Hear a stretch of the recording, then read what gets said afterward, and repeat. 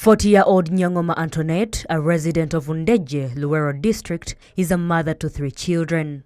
Nyangoma's last-born, Mbabazi Drusilla, was diagnosed with autism, a condition doctors pegged on having been born a premature. I got an accident when I was going to work. That was in 2005. It was a night shift. I fell down on a border, and Drusilla was born a premature, 6 months. Nyangoma realized that her 2.5-year-old child was not growing at the same rate like others in the neighborhood. She could not speak, although she lived in a busy environment. It was a tough time for the family as Nyangoma sought answers from all sides.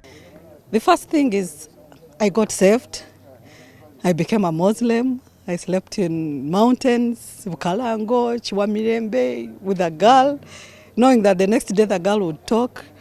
I did a lot of stuff. I went to witchcraft, and the worst thing is when I had to give her these insects which make noise at night. They told me to cook them and put them in her food. I gave her, and the next day I thought she would talk. I waited, she didn't talk. All her efforts were in vain till she walked to Mulago Hospital, where the reality hit her. It was here that her daughter was diagnosed with autism. It was a form of relief to the family. At least they now knew what afflicted the toddler. All what they read in the book was in. Later the lady told me, your daughter has autism. I was like, because I knew now I've got medicine for what? For my daughter. But later I asked, the lady went under the table. I thought she was bringing something like medicine. So when she brought another big book and told me, do you know a computer? I said, yes. Can you go and Google a word, autism? And you know what your daughter is suffering from? I said, it's okay.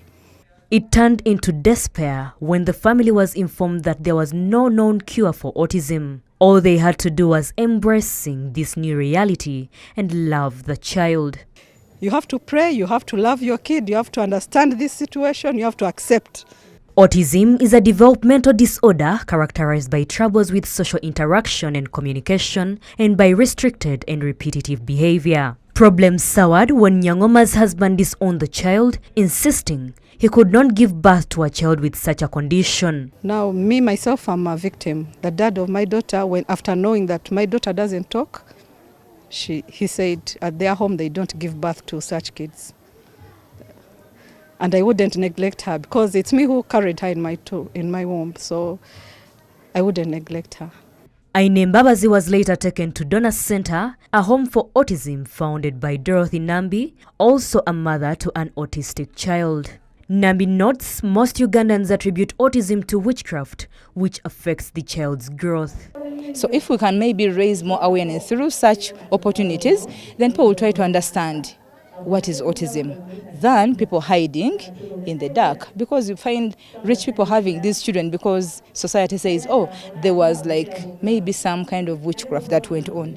Mbabazi is one of the many children at the center suffering from autism. Affected parents are now creating awareness on the condition across the country. I think we still have a lot of work to do, like to do the awareness, sensitization, because most people don't know and they think autism is a curse. Dr. Mayemba Moses, the lead doctor at Save Children with Autism Uganda, says they are both environmental and genetic causes to autism. There are genetic factors, but you have to combine them environmental factors. But the very common environmental factors you can find like prematurity, giving birth at mature age.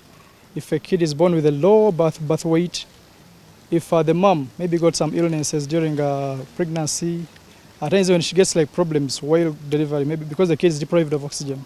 Those are the major causes. People with autism may be severely impaired in some respects, but normal or even superior in others.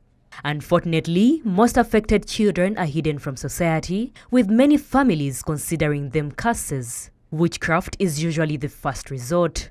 Not many children with autism live independently after reaching adulthood, though some are successful. The World Health Organization estimated autism affected 24.8 million people globally in 2015.